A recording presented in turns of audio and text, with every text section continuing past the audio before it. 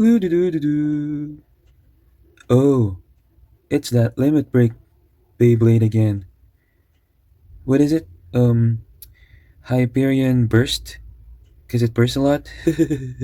Never mind. There was once upon a time.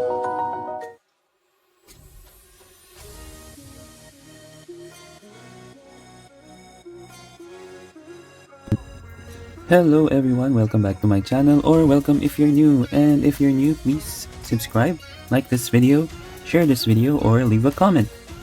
And this is the part 3 of our the Limit Break DX set unboxing. So we're already done with the launchers and the stadium and Helios Volcano, and the last is Hyperion Burn. So first, let's look at the driver. It is Exceed Dash. As you know, if you're already an old subscriber of mine, I don't like rubber tip drivers, but I make an exception with Exceed because it has that free spinning gimmick. I always like using drivers that for attack types have good movement and yet somehow have LAD. That's why I use Extend Plus on attack mode most of the time on my Rage Longinus. So having this plate here makes it even better, although it makes it more knockout prone. Since its rubber is somewhat more elevated than the first Exceed driver, it kind of compensates for that. It holds the stadium more. So yeah, it kind of lessens the knockout, being knockout prone. And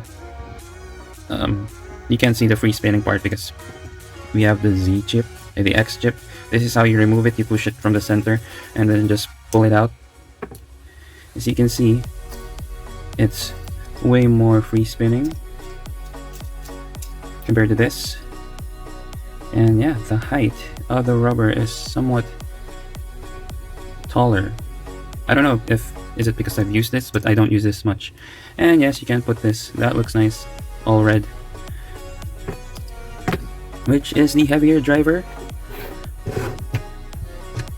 Of course, it would be the Dash version. It has gold spring. 6.2. See? And this is probably 4 grams. Yeah. I tend to memorize weights so that I don't have to take this out when making combos. So yeah, this is already good to use with this, not including the plate, but including the plate is also nice. It adds additional weight. I think this would be 10 grams. There. So even though it's knockout prone, it adds to the weight of the Beyblade and it has more rubber to grip on the stadium. So it really just depends on your launch and the situation if it gets, hit really hard. So it's a pretty good driver. Actually, one of the reasons why I got this set is because of the driver and the chip. Yeah. So yeah, really cool driver. I like it. Probably one of the rubber tips that I would use. I don't see using any of that. No, I like Keep and probably Extreme. These three, but this the most. So yeah, that's a great improvement over this. Very good. And next is one of the most controversial parts of the Limit Break system, the disc. I don't know why they made this like this, not balanced, but yeah, it is what it is. So this is Cho, as you can see. This kind of spells it in Japanese, and it is on R1, meaning on right spin Beyblades, it activates the limit breaks on the first click. Guys, first click, R1. If you put this on a left spin, it activates the limit break on the last click. So yeah, I have 2 stars, which is okay. I'm not really after 4 stars anymore. Sometimes the 4-star discs are really light. I will be doing a comparative video of the 3 limit Beyblades, so we'll go on to details about the disc, about everything, which is better, which disc is better for each Beyblade, which part we need to exchange. So just stay tuned for that video to come out. And we have the Hyperion chip. It has a metal core, and then you can see the rivets, indications that there's metal. When you're not sure if there's metal, go watch the initial videos of Takaratomi. When they turn it around and see rivets, and you see rivets, that means there's metal. Okay, so this is probably one of the heaviest right spin chips, so very competitive. Real nice. I like the design. I always like the gold and red Iron Man-ish colors of Beyblades, so this really looks nice to me. And next is the Burn, which I think they should have called Volcano and called Helios Tornado. But it is what it is, so it is. Oops, it fell. So it's really chunky. It's yeah, I'd say this would probably cause a lot of recoil and damage to opposing Beyblades had it not been for its gimmick and the combination with the disc. This would probably do better. So yeah, look at that design. It has 2 trigger points that are actually usable, unlike with Helios, which there's just one and a fake one. So there, you have to activate both at the same time, because if you just activate one, it barely comes out. Even though these do move, it doesn't fully come out unless you open the other one. Now let's try opening this one first. See, it doesn't fully come out unless you open the other one. So yeah, and look at the trigger. I will also do a comparison with the triggers, but yeah, this gets easily pushed. That's why it activates easily. And it's kind of narrow compared to Lucifer. I mean, the end. But oh, see? Overall, I like the design. I just don't like when the gimmick activates. Alright? I think this can be better.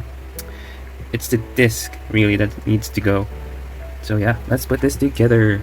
Oh, by the way, look at this contact point right here. Does it resemble something? Kind of like this part right here of 2A. I mean 1A. Let's put the chip. Again, it's just a snap-on, so as much as possible. Do not, if necessary, do not remove the chip. If not necessary, because it could break. Remember, we're insisting it to go under that white part, and then when we pull it out, it also might snap from that lock. So better keep that chip fixed. Decide on your combo. Okay, so as you've seen, the arrow on this is on R1, so first click, it will activate, which is something we don't want, because as you can see, the force goes out on 4 sides, right? That would make this off balance, and the disc is already off balance. Probably the goal for this is to knock out or burst your opponent right away during the first 3 seconds, or else you're definitely gonna lose. But hey, this is a really good driver. Don't waste its potential. So I guess this will be good depending on your launch. But this would be better if the activation would be at a later part. You know why? When I first hold this, it's pretty compact, meaning this is really solid. It would generate a lot of impact. I have Helios right here. Can you hear that? A lot of wobbly parts, right? Look. Not that much.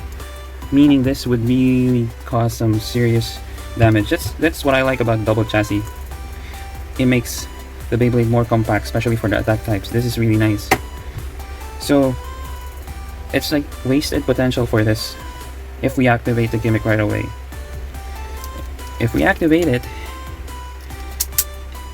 the area of attack becomes bigger, but it becomes unstable, and some of the attacks actually gets absorbed. See, if it hits it. But I don't know, it could still be effective. It really depends on your launch. It could work. but the disc, yeah, I always want the limit break ability to happen on the later part. Remember, as much as possible, you need the stamina during the first half of the battle. If you lose it during the first half of the battle, that decreases your chance of winning. And you also have to realize 2 points for burst and 2 points for knockout. This already is knockout prone and it is burst prone, so using this would cost you 2 points already. High probability of costing you 2 points already. So it's not a lost hope for this Beyblade. It can be improved. I think it's just the disc that we have to change, and we have to prevent the limit break from happening initially. So that's our unboxing review for Hyperion Burn. Watch out for the comparative video of the 3 limit break Beyblades so that we will see what is similar, what is different, and what is the best combination for the 3 of them. So thank you for watching. Hope you enjoyed the video, and for all your Beyblade needs, just look at the description down below. See ya. Bye.